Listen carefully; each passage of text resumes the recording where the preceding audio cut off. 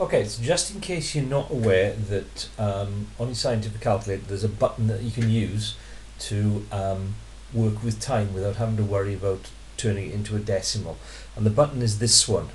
Okay, so if you look at the three little bits there, it's basically, you can think of it as hours, minutes and seconds. But you don't have to worry at GCSE about the seconds, so we're just going to be using the hours and the minutes.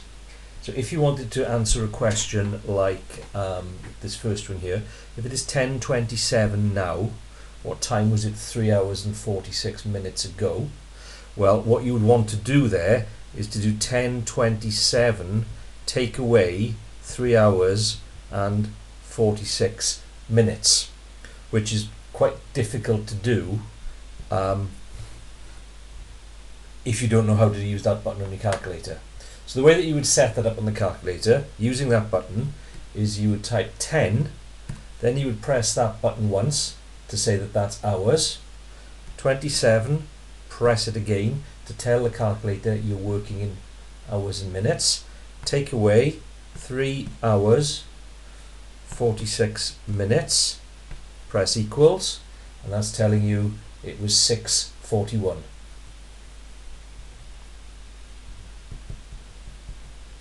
So that was the time 3 hours and 46 minutes ago. Second question, if I left home at 08:35 and arrived at my destination at 14:47, for how long was I travelling?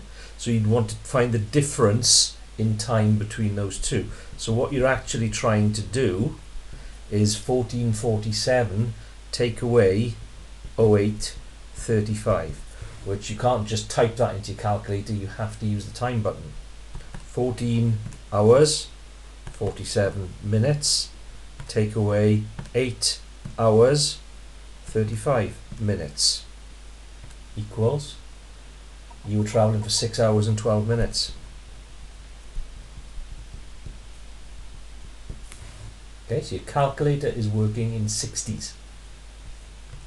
A train departs Cardiff at 22:17 and arrives at its destination 90 minutes later. So what you want to do is 22:17 plus 90 minutes. Now you could turn 90 minutes into hours and minutes, but again, using this button you don't need to.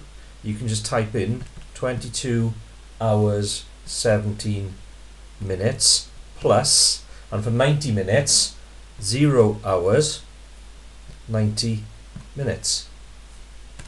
And it works that out for you. So what time did you arrive? You arrived at 23:47 in 24-hour clock. My Fitbit tells me that I fell asleep at 22:52 and first woke 6 hours and 20 minutes later. What time was it then? So 22:52 plus 6 hours and 20 minutes.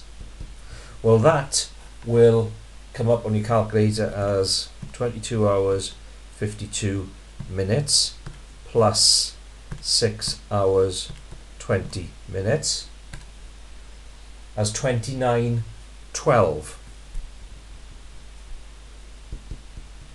But it's gone to 29:12 because we've clicked into the next day's 24-hour clock. So we have to take off that 24 hours. So take off that 24 hours, and that gives us 5:12. So the first time that I started to wake was at 5:12 the following morning.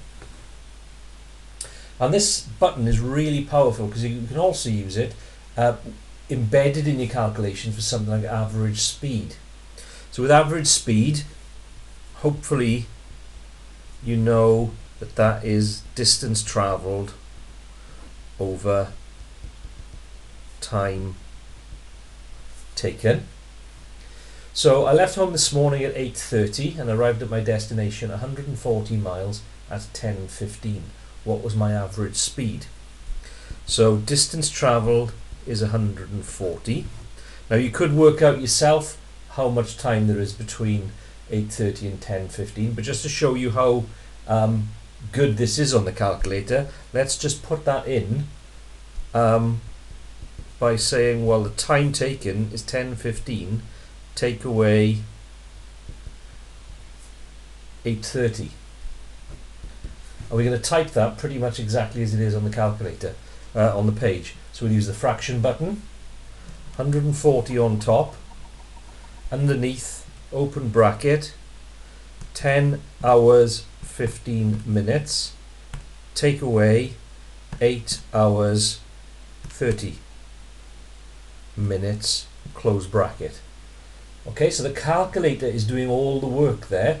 You're not even working out what that time is. Press equals 80 miles per hour. Okay, so if you know about that fraction, but the time button, that really is a big confidence boost when you're working with time on the paper 2 numeracy papers where you are allowed to use a calculator.